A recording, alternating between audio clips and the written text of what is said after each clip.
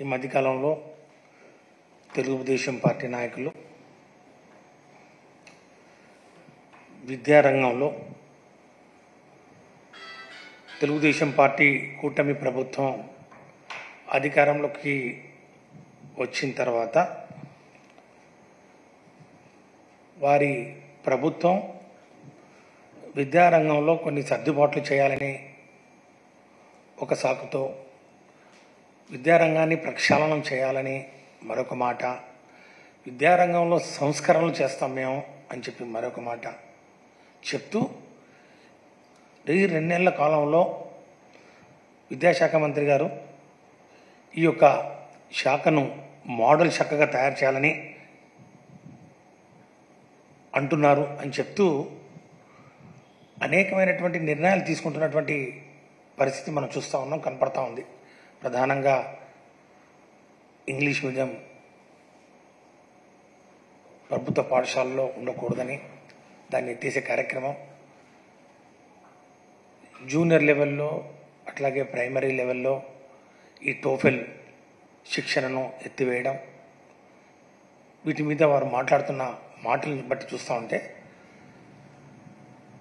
ఈ యొక్క విద్యారంగ వ్యవస్థ కొంచెం అస్తవ్యస్తంగా తయారవుతున్న పరిస్థితి కనపడతా ఉంది.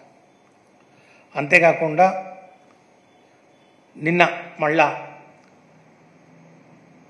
జాతీయ విద్యా విధానం గురించి మాట్లాడుతూ జాతీయ విద్యా విధానం అమల్లో వైసీపీ ప్రభుత్వం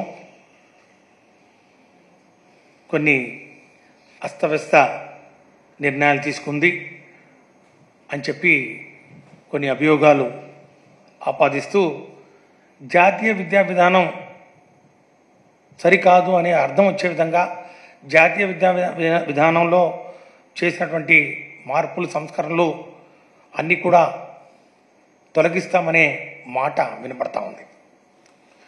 దీన్ని బట్టి చూస్తూ ఉంటే ఆంధ్రప్రదేశ్లో టీడీపీ ప్రభుత్వం ఏర్పడిన తర్వాత రాష్ట్రంలో విద్యారంగం తిరోగమనంలో కొనసాగుతుందనే చెప్పక తప్పదు. ఈరోజు నేను ఒకటే వారికి చెప్పదలుచుకున్నాను. విద్యా వ్యవస్థలో 5 సంవత్సరాల వైసీపీ పరిపాలనలో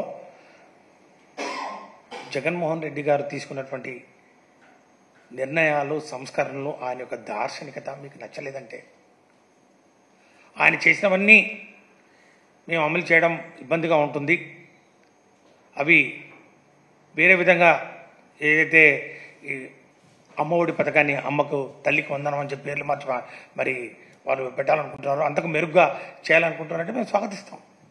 అంతేకాని కక్ష సాధింపు చర్యలతోటి జగన్మోహన్ రెడ్డి గారు చేసినవన్నీ చేయకూడదు, దాన్ని అన్నీ మార్చేయాలి, వాటిని రద్దు చేయాలని చూస్తూ తద్వారా పేద ప్రజలకు అపారమైన నష్టం కలిగించే కార్యక్రమం చేయడాన్ని వైసీపీపై మరి ఎంతకాలం మరి దీన్ని మేము సహించామని చెప్పుకునే సందర్భంగా తెలియజేస్తూ మరి ఒక్కటే మేము చెప్పదలుచుకున్నాం. విద్యలో సరికొత్త విప్లవం 5 సంవత్సరాల కాలంలో జగన్మోహన్ రెడ్డి గారు తీసుకొచ్చింది వాస్తవం కాక, 5 సంవత్సరాల కాలంలో విద్యారంగానికి 73,000 కోట్ల రూపాయలు ఖర్చు పెట్టింది వాస్తవం కాక. అనేకమైనటువంటి సంస్కరణలు బోధన పాఠ్యాంశాల్లో కానివ్వండి, విద్యార్థుల చెంతకు డిజిటల్ పాఠాలు సిబిఎస్ఈ కానివ్వండి, అట్లాగే టోఫెల్ శిక్షణ కానివ్వండి, ఈ సాంకేతిక పరిజ్ఞానం ఏదైతే అందుబాటులోకి వచ్చిందో సాంకేతికత, వాటిని వినియోగించుకుంటూ డిజిటల్ విద్య కోసం 8వ తరగతి విద్యార్థులకు, ఉపాధ్యాయులకు ఈ యొక్క బైజూస్తో లోడ్ చేసినటువంటి మరి ఈ యొక్క ట్యాబ్లు అందించడం కానివ్వండి, అట్లాగే ఐఎఫ్ఈ ప్యానెల్స్ కానివ్వండి, ఇవన్నీ వాస్తవం కాదా? మీరు ఈరోజు వైసీపీ ప్రభుత్వం చేసిన కార్యక్రమాలు ప్రధానంగా ఈ నాడు నేడు కార్యక్రమాలు, వీటి మీద కూడా ఈరోజు విమర్శలు చేస్తూ ఉన్నటువంటి పరిస్థితుల్లో నేను ఒకటే సూటిగా చెప్తాను, మేము దేనికైనా సిద్ధమే. ఈ నాడు నేడు కార్యక్రమం కింద మొదటి విడత కానివ్వండి, రెండో విడత కానివ్వండి, సుమారు 11,669 కోట్ల రూపాయలు ఖర్చు చేసింది. అది కూడా ఏ గుత్తేదారు ద్వారానో కాదు, ఏ కాంట్రాక్టర్ ద్వారానో కాదు, స్కూల్ మేనేజ్మెంట్ కమిటీస్, ఉపాధ్యాయుల మరి ఈరోజు వారి యొక్క ఆధ్వర్యంలో ఈ యొక్క పనులు చేపట్టడం జరిగింది అనే విషయం కూడా మీకు తెలుసు. అన్ని స్కూళ్ళలో స్కూల్ మేనేజ్మెంట్ కమిటీలు 95% కమిటీలను పారదర్శకంగా ఎన్నిక చేసి 2 దఫాలుగా వారి ద్వారా ఈ యొక్క కార్యక్రమాన్ని నిర్వహించడం జరిగింది. దాని మీద మీరు ఏదైనా విమర్శించాలని కూడా చేయండి.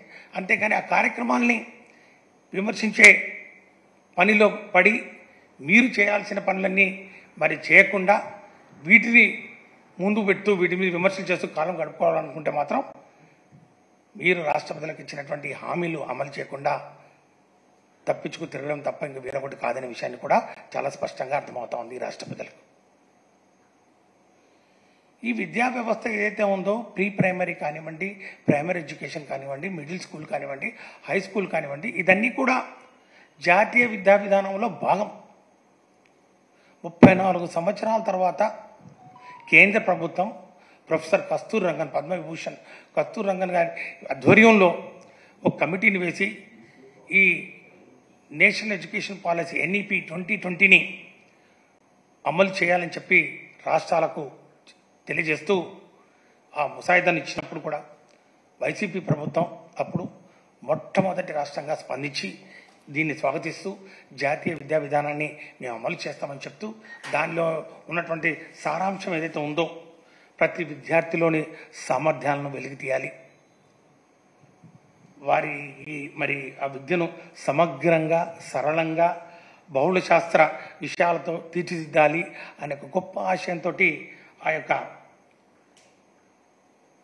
విద్యా విధానం ఏదైతే రావడం జరిగిందో దాన్ని ఆంధ్రప్రదేశ్ ప్రభుత్వం 2019-24 సంవత్సరంలో మొట్టమొదటిగా దాన్ని స్వాగతిస్తూ దాన్ని అమలు చేసే కార్యక్రమం చేపట్టడం జరిగింది. అందులో భాగంగానే ఈ యొక్క సంస్కరణలు. మనలో ఎంతమంది ప్రీ ప్రైమరీ ఎడ్యుకేషన్ చదివి ఉంటారో ఒకసారి ఆలోచించండి. నేనైతే చదవలేదు.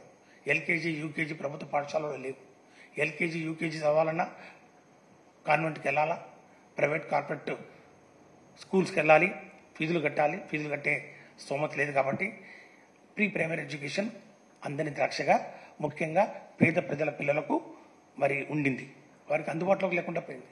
ఈరోజు దాన్ని తీసుకొస్తూ అంగన్వాడీని, స్కూల్స్ను అనుసంధానం చేస్తూ ప్రీ ప్రైమరీ, ప్రైమరీ ఎడ్యుకేషన్ను అమలు చేస్తూ ప్రభుత్వ పాఠశాలను కార్పొరేట్ స్కూళ్లకు తలదన్నే విధంగా తీర్చిదిద్దుతూ ఉంటే దాన్ని బట్టి విమర్శిస్తూ దాన్ని ఆపే ప్రయత్నం చేస్తూ ఉన్నారు. అసలు ఒకటి నేను సూటిగా అడుగుతా ఉన్నాను ఈరోజు తెలుగుదేశం పార్టీ ప్రభుత్వాన్ని, విద్యాశాఖ మంత్రి గారిని, మీరు జాతీయ విద్యా విధానానికి అనుకూలమా, వ్యతిరేకమా? స్పష్టంగా చెప్పండి. జాతీయ విద్యా విధానం ఈరోజు మీరు మరి మీతో పాటు ఈరోజు ఈ యొక్క కూటమిలో ఉన్నటువంటి NDA, కేంద్రంలో అధికారంలో ఉన్నటువంటి NDA ప్రభుత్వం తీసుకొచ్చినటువంటి జాతీయ విద్యా విధానం మీకు నచ్చలేదా? మీరు దానికి వ్యతిరేకమా?